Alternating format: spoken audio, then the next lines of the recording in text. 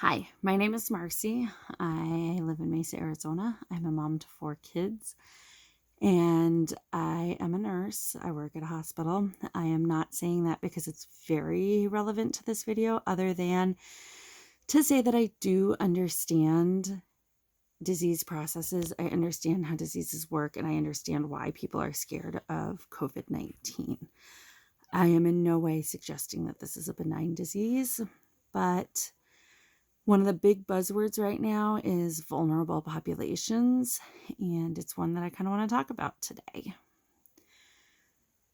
The schools here are shut down for 2 weeks at this point. They shut down while being a low spread, minimal risk state and still saying we should go about business as usual when they were first shut down. That's not the case anymore. We are at the same guidelines as everybody else, groups less than 10 people, etc.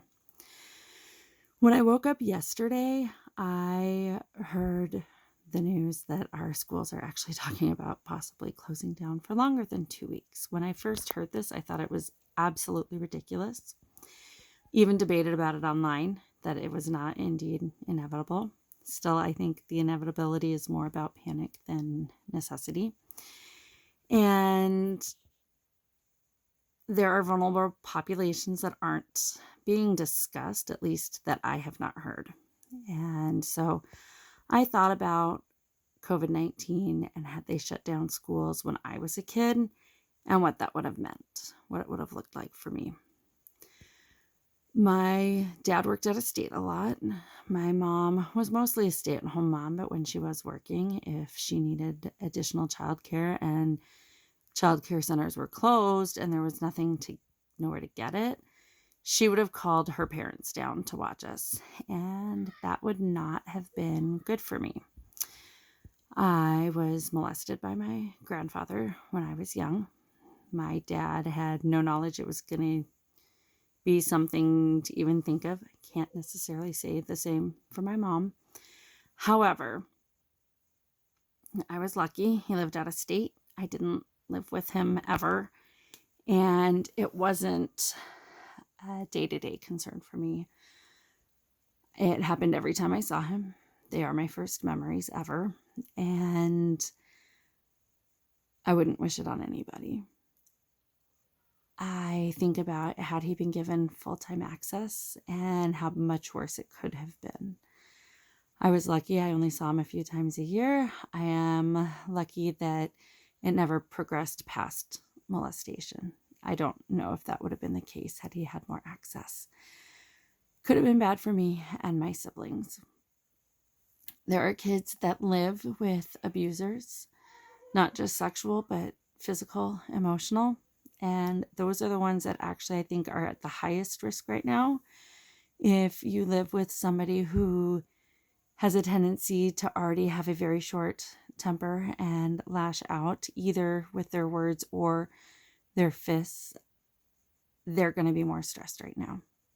Same for domestic abuse. If you're in that situation and now you're home with this person and you're not finding the necessity items you need, your toilet paper, your eggs, your other groceries, whatever it could possibly be, and maybe you're not working right now and unsure about pay or how you're going to even buy the toilet paper when you find it. So stress levels will be high and fuses will be short. These kids or spouses or whomever else might be vulnerable in the house to abuse are going to feel it more than they normally do. My dad suggested it's kind of like a long summer break, and that just isn't the case. Because in summer break, these people are still getting relief for being able to leave, go out, go at the park, hang out with friends, go to a childcare facility, go to the movies, whatever. People would see them. They would get to talk to other people. There would be relief from abuse. Right now, there might not be. For some kids, school is their safe place. For some kids, school is where they don't have to be in fear. For some kids, school is where they have their community. My youngest son is deaf. He goes to a deaf school in Phoenix, and that is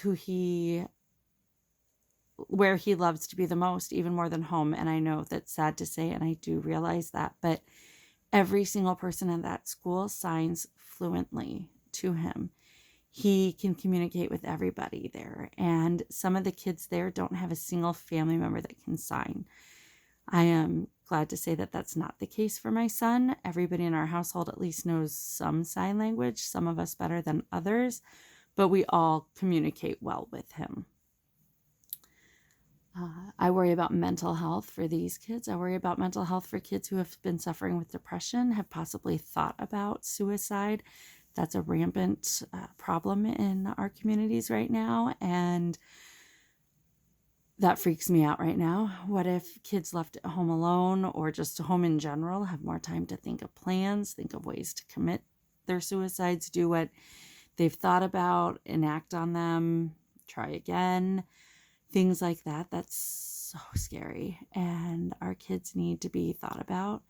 If you remember maybe being in school and having that confidant that you would go to, whether it be a teacher, a school counselor, somebody you talk to, not always about serious stuff, but just things that were going on, wishes, dreams, hopes, whatever, and then not having them to talk to for long periods of time. I'm hoping there's ways for these kids to reach out and talk to the people they trust and the people they feel safe talking to. I'm hoping there's people checking in on these kids. I just haven't heard anything said, and I would like us to really think about this as we are talking about closing schools possibly and through the end of May, waiting to start the next school year. I don't know how that's going to affect these kids, and I don't want to hear of long-term effects for these children. I pray for them heavily.